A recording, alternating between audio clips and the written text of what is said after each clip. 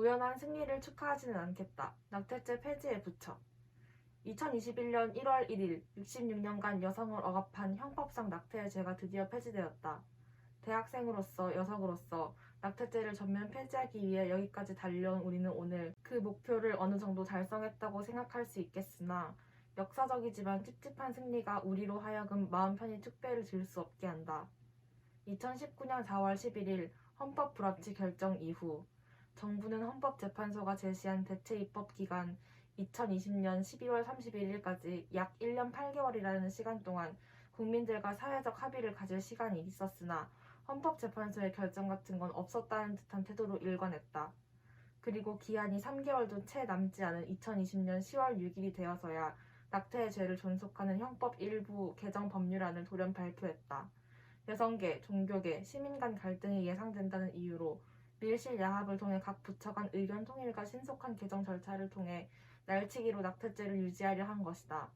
하지만 결국 낙태의 죄를 담은 형법 개정안은 다른 법안들에 밀려 본회의에 회부되지도 못한 채 한 해를 넘겨 역사 속으로 사라지게 되었다. 2021년의 낙태죄 폐지는 여성의 재생산권 보장을 위해 목소리를 관철시킨 덕분에 내려진 진일보한 결정이 아니라 행정적 기간 제한으로 여야의 첨예한 갈등이 오고 가는 정기국회에서의 혼란이 가져다준 아연한 결정이었다.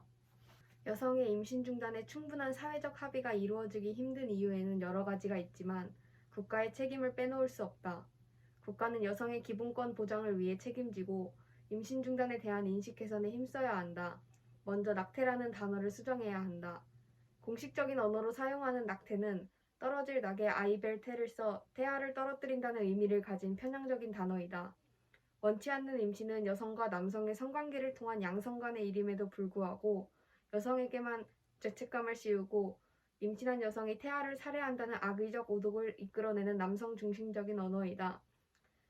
더 이상 임신을 멈추는 행위로 형사처벌을 받지 않는 새로운 시대를 맞아 여성의 관점에서 여성의 선택권과 기본권을 오롯이 존중하는 관점에서 건조하게 사실만을 표현한 임신 중절, 임신 중단 등의 단어를 제한한다. 대한민국은 앞으로 작은 단어부터 시작하여 더 이상 임신 중절을 오해하고 악의적으로 해석하는 국민이 없도록 늦게라도 충분한 사회적 합의를 이룰 수 있도록 앞장서서 인식 개선에 힘써야 할 것이다. 또한 하루빨리 여성의 재생산권을 침해하는 입법 공백을 메우기 위해 노력해야 할 것이다. 처벌을 안 하는 것이 전부가 아니다. 낙태의 죄만 없어졌을 뿐 사문화된 낙태죄로 인해 임신 중단 수술이 음지화되며 발생한 여러 문제들이 아직 남아있다. 여성들은 처벌하지 않겠다는 것을 제외한 그 어떤 것도 약속받지 못한 채로 2021년을 맞게 되었다.